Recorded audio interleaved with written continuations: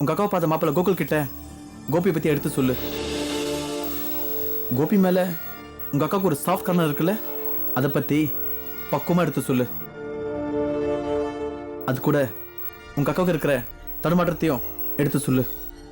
அப்புறம் என்ன, அவரு உங்க அக்காவுக்கு கால் பண்ணுவாரு.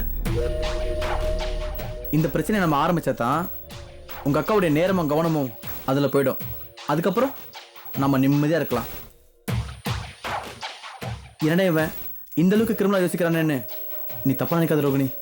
நம்மளை டிஸ்டர்ப் பண்றவங்கள நம்ம டிஸ்டர்ப் பண்ணி தான் ஆகணும். நீயும் அந்த கோயம்புத்தூர் மாப்பிள்ளை கிட்ட உங்க அக்காவை பத்தியும் கோபி பத்தியும் போட்டு தரோன்னு தப்பா நினைக்காத. நாம இப்ப நிம்மதியா வெளியேற இப்ப இது அவசியம்.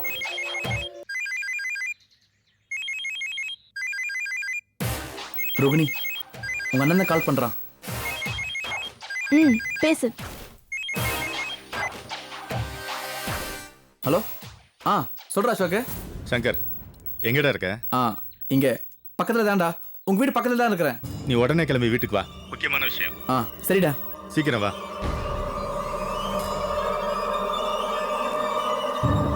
ரோகிணி, உங்க அண்ணன் உடனே என்ன வீட்டுக்கு வர சொல்றான். எதுக்கு கூப்பிடறானே தெரியலையே. சரி, நான் முன்னாடி போறேன், நீ கொஞ்சம் பொறுமையா வா. சரி, நான் வரேன்.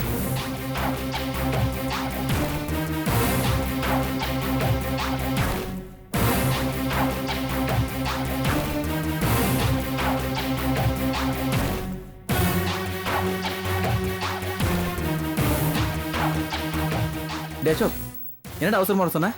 எல்லாம் காரணமா தான். கிளம்புடா. எங்க? அந்த மகா இப்ப கோபி வீட்டுல இருப்பா. அநேகமா அங்கதான் இருப்பான்னு நினைக்கிறேன். நாடகம் ஆடி ஊர் புயல்கிட்ட அடி வாங்க வச்சுட்டா. அவ பொம்பளை நாடகம் ஆடிட்டா. நான் ஆம்பளடா, அவளை மாதிரி நாடகம் ஆட மாட்டேன். 2 பேர் நேரம் அந்த வீட்டுக்கு போறேன், வீடு புகுந்து அவளை அடிக்கிறோம். டேய், இப்பவே வா. டேய், உனக்கு என்ன பயமா? டேய், என்ன பயம்? நீ கூப்பிட்டா நான் வரமாட்டேனா? வாடா போலாம். வா.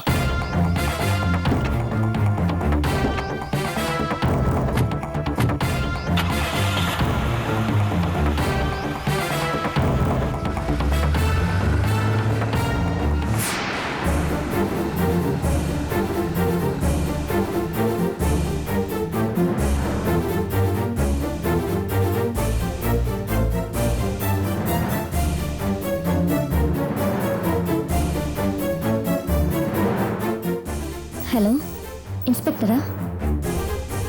நான் ஜெகநாதன் பொண்ணு மலர் பேசுகிறேன். ஒரு கம்ப்ளைண்ட் கொடுக்கணும் சார். எங்கள் அண்ணன் அசோக்கும் அவன் ஃப்ரெண்டு சங்கரும் அந்த நாதஸ்வரம் சொக்கலிங்கம் வீட்டில் இருக்கிற மகாவை அடிக்கிறதுக்கு போகிறாங்க சார். எப்படியாவது ஆக்ஷன் எடுக்கணும் சார். தேவையில்லாமல் பிரச்சனையை எடுப்பது சார். நான் ஸ்டேஷன் வந்து உங்களை பார்க்குறேன் சார். நம்ம அப்படியே அங்கே போயிடலாம். ப்ளீஸ் சார், ஏதாவது ஆக்ஷன் எடுங்க சார். இல்லை இன்ஸ்பெக்டர், நான் நல்லா யோசிச்சுட்டேன். இதுக்கு மேல இது சும்மா விடக்கூடாது. கண்டிப்பா பனிஷ் பண்ணி ஆகணும். ஆமா இன்ஸ்பெக்டர், உடனே ஆக்ஷன் எடுங்க. சரி, ஓகே.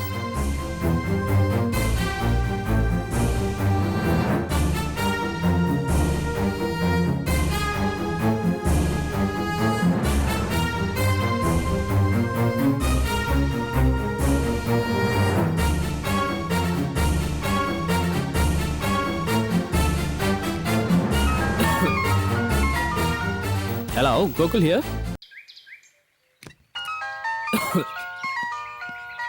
Hello, Gokul here. நான் ரோஹிணி பேசுறேன். ஹாய் ரோஹிணி, எப்படி இருக்க? இப்பதான் கல்யாணத்துக்கு தேவையான இன்விடேஷனை டிசைன் பண்ண போயிட்டு இருக்கேன். கல்யாண வேலையா இருக்கீங்களா? இல்லையா பின்ன, ரொம்ப ஹாப்பியா இருக்கேன். ஆமா, உன் வாய்ஸ் ஏன் ரொம்ப டல்லா இருக்கு? உடம்பு சரியில்லையா? உடம்புக்குலாம் எதுவும் இல்ல, மனசுதான் சரியில்லை. ரோஹிணி, உனக்கு என்ன பிரச்சனை? எதுவா இருந்தாலும் என்கிட்ட ஓப்பனா சொல்லு, நான் உனக்கு ஹெல்ப் பண்றேன். எனக்குலாம் எந்த பிரச்சனையும் இல்ல. உங்களை நினைச்சதான் பாவமா இருக்கு. நான் இப்ப சொல்ல போற பிரச்சனையே உங்களை சம்பந்தப்பட்டதுதான்.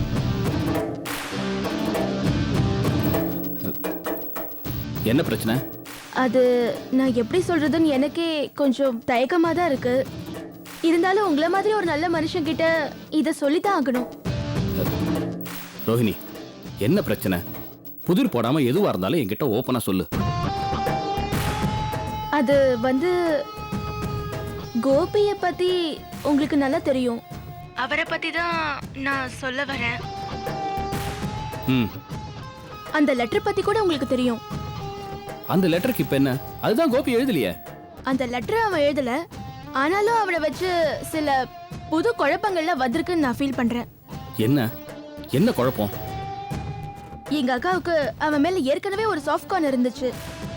இப்போ அவன் அடிபட்டத, அந்த லெட்டர் அவன் எழுதலாம் தெரிய வந்தது. இதெல்லாம் நடந்ததுக்கு அப்புறம் அவ மனசுல ஒரு சஞ்சலம் வந்திருக்குன்னு நான் ஃபீல் பண்றேன். அப்படியா? மலர் கோபியை லவ் பண்றாளா? தயவு செஞ்சு நான் சொல்றது கொஞ்சம் சரியா புரிஞ்சுக்கோங்க. எங்க அக்காவுக்கு அவன் மேல ஒரு பரிதாபம் இருந்துச்சு. இப்ப சமீப காலமா அந்த பரிதாபம் அதிகமாகி அவ குழம்ப ஆரம்பிச்சிட்டா. உங்களை கட்டிக்க போறவன் மனசுல குழப்பமும் சஞ்சலமும் இருக்கிறது சரின்னு எனக்கு தோணல. அதுதான் உங்களுக்கு நான் கால் பண்ணேன். சரி, இப்ப நான் என்ன பண்ணணுங்கிற? நீங்க ரொம்ப நல்லவரு, ரொம்ப ஜென்டில்மேன். அந்த லெட்டர் விஷயத்திலேயே உங்களோட பரந்த மனசு எனக்கு தெரிஞ்சிடுச்சு. சோ நீங்க நல்லா இருக்கணும், மலரும் நல்லா இருக்கணும். அதனால தான் நான் உங்களுக்கு ஃபோன் பண்ணேன். நீங்க மலர் கிட்ட பேசுங்க, இந்த குழப்பத்தை பத்தி டிஸ்கஸ் பண்ணுங்க. அப்பதான் உங்க 2 பேருக்கும் ஒரு தெளிவு கிடைக்கும்.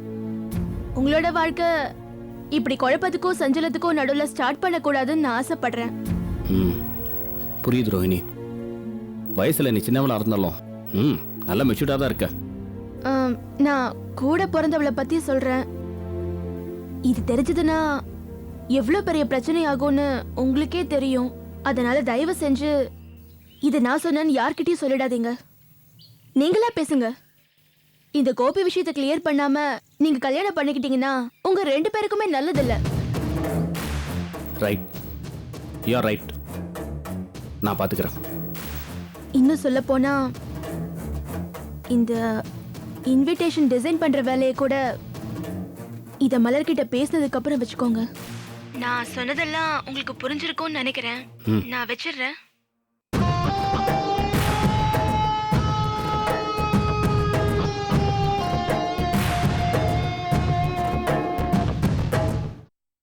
என்ன ராகினி சொல்ற?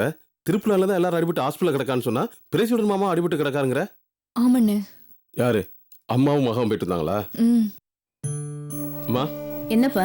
நீங்க போய் பேராவூர்ல பிரேசியுடன் மாமா பார்த்து வந்தீங்களா? ஆமாப்பா, நம்ம குடும்பத்துல யாருக்கு சனிதேசம் நடக்குதுன்னே தெரியல. பிரச்சனை மேல பிரச்சனை வந்துகிட்டே இருக்கு. எனக்கு கஷ்டமா இருக்குப்பா. யார் அடிச்சாங்கன்னே தெரியல தான். அப்பாவை பார்த்தா ரொம்ப பாவமா இருந்துச்சு. அவருக்கு யார் ஆகாதவங்க ஏன் இப்படி அடிச்சிருக்காங்க? ஒரே குழப்பமா இருக்கு கோபி. டாக்டர் போய் பார்த்தாங்களா? பார்த்தாங்கப்பா. உனக்கு நேரம் கிடைக்கிறப்போ நீயும் 2 போய் பார்த்து வந்துரு. சரிம்மா. வேற எதுவும் பிரச்சனை இல்லையே? இல்ல அவர் எதுவும் பிரச்சனை பண்ணாரா? பிரச்சனை வரக்கூடாதுந்தா அந்த கடவுளை வேண்டிக்கிட்டு இருக்கேன். பிரச்சனை இல்லாம வாழ்க்கையில என்னமா இருக்கு? பிரச்சனை வந்தா தான் சுவாரஸ்யமே. இப்போ என்னோட பிரச்சனை புதுசா 4-5 ஆர்டர் வந்திருக்கு. அதெல்லாம் கரெக்டா தச்சு கொடுக்கணுமேங்கிறதா. நானும் கடைக்கு வந்து உங்களுக்கு ஹெல்ப் பண்ணட்டுமா தான்? நான் கரெக்டா தச்சு கொடுத்துருவேம்மா, ஒன்றும் வேணாம். போங்க தான், ஃபியூச்சர்ல உங்களுக்கு என் ஹெல்ப் தேவைப்படும். அப்ப வச்சுக்கிறேன். சரிம்மா.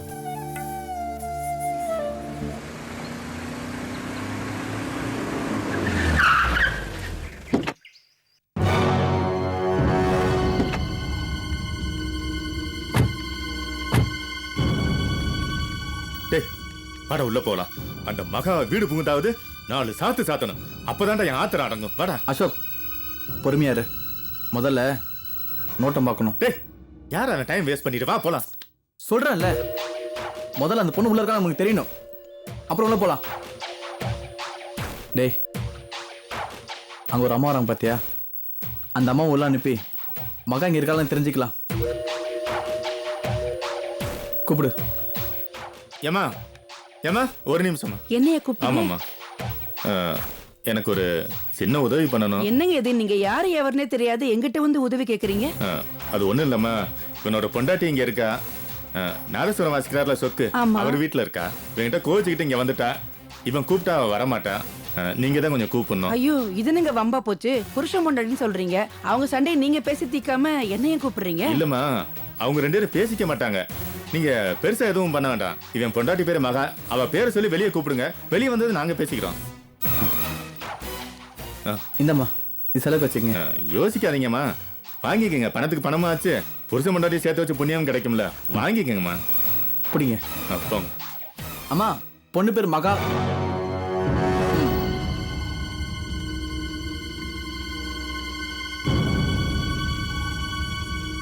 மகா, சரிண்ணே, மகா.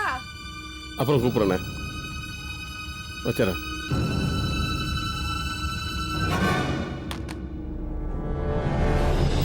யாருங்க நீங்க? கோபியத்தா சீக்கிரம் வாங்க. ஏய் ஏண்டி உனக்கு எவ்வளவு தைரியம் இருந்தா என்கிட்ட மோதி பாப்ப? விடுங்க. வேண்டாம் கோபி. ஐயோ அடிக்காதடா. டேய் அத்தா. விடுங்க. ஐயோ என்ன பண்ற? விடு. விடுங்கடா. வேண்டாம் கோபி.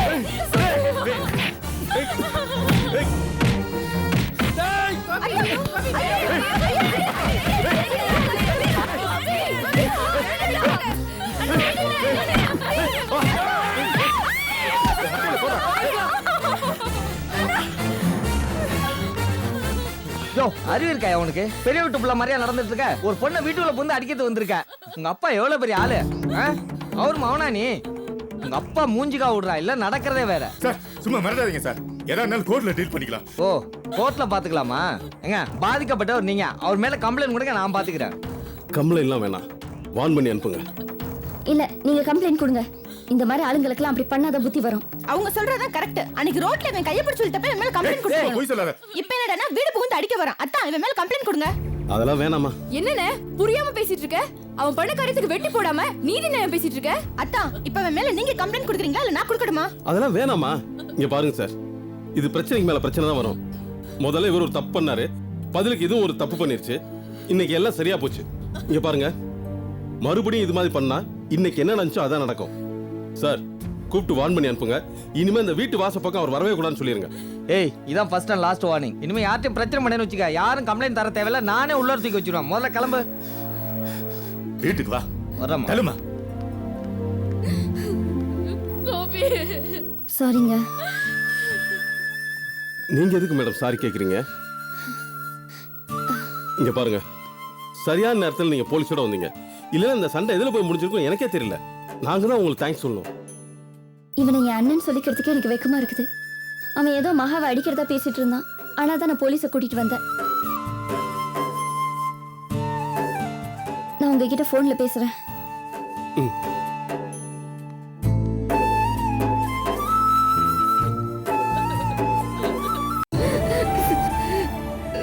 எத்தனை நாளைக்கு நான் உனக்காக நான் பறிஞ்சு பேசுறது? இப்படியா நீ பண்ணிக்கிட்டு இருந்தீங்கன்னா உங்க அப்பா என்ன முடிவு எடுப்பாருன்னு எனக்கு தெரியாது. உன் பொண்டாட்டி முகத்துல நாங்களாம் எப்படிடா முழிக்கிறது? எங்களை பத்தி யோசிக்கவே மாட்டீங்களா? கொஞ்சமாவது குடும்ப பொறுப்பு இருக்கா? உங்களை நினைச்சு தினம் தினம் அழுது சாக வேண்டியதா இருக்கு. நீங்க யாரு கூட சண்டை போடுவீங்க? யாரை அடிச்சிட்டு வருவீங்க? உயிரோட திரும்பி வருவீங்களா வர மாட்டீங்களான்னு பயமா இருக்குங்க. டேய் ஏண்டா மறுபடியும் மறுபடியும் என் மானத்தை வாங்குற? இப்பத்தே ஒரு அயோக்கியத்தனமான காரியம் பண்ணிட்டு வந்து என் உயிரை எடுத்த.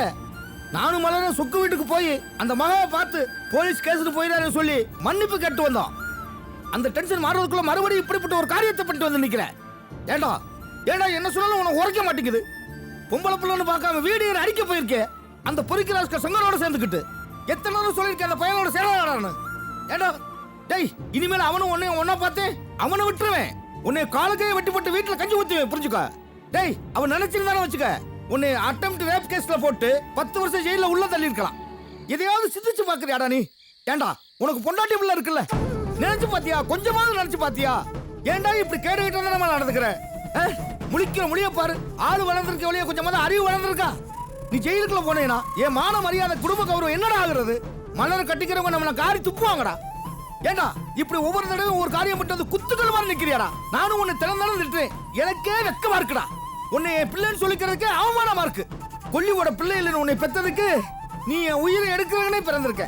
போதும்டா அப்பா சாமி போதும். உன்னை பிள்ளையா பெத்ததுக்கு நீ செஞ்சு வச்ச கடன் போதுப்பா. ஏய் இதோ கடைசியா உன்னை எச்சரிக்கிறேன்.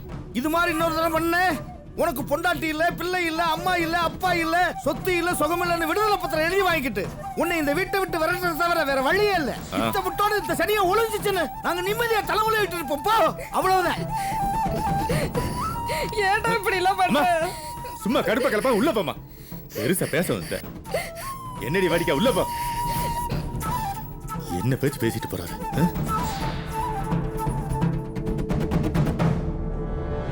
ஏய் இங்க வாடி வான்னு சொல்றேன்ல. ஏண்டி உனக்கு எவ்வளவு தைரியம் இருந்தா போலீஸை கூட்டிட்டு வருவேன்? கூட பிறந்த என்ன விட அந்த மகாவன் டெய்லர் உனக்கு முக்கியமா போயிட்டாங்க. இந்த வீட்டோட கௌரவத்தை பத்தி உனக்கு துளி கூட அக்கறை இல்லை, அப்படித்தானே? கௌரவத்தை பத்தி அக்கறையை பத்தி நீ பேசுறியா? நீ என்ன காரியம் பண்ண துணிஞ்சிட்ட? ஒரு பொண்ணை வீடு புகுந்து அடிக்கிறதுக்கு முயற்சி பண்ணிருக்க. ஆம்பளைன்னு சொல்லிக்கிறதுக்கு உனக்கு அசிங்கமா இல்ல? எனக்கு என்னடி அசிங்கம்? நடு ரோட்ல நின்னு 4 பேருக்கு முன்னால கைய பிடிச்சு இழுத்தேன்னு வாய்க்கு தான் போய் சொன்னாலே அவளுக்கு இல்லாத அசிங்கம் எனக்கு வந்துருதா? அசிங்கமா பெரிய அசிங்கம். ஆமா தெரியாம தான் கேக்குறேன், அந்த மகா அடிச்சா உனக்கு ஏன் வலிக்குது? இங்க பாருடி, இவ்வளவு நாளா அந்த டெய்லர் பையன் தான் எனக்கு எதிரியா இருந்தான். இன்னையில இருந்து என் முத எதிரியா நீதான். உன்னை சும்மா விட மாட்டேன். நீ யார் யாருக்கு சப்போர்ட் பண்றியோ அவங்களே நிம்மதியா இருக்க விட மாட்டேன்.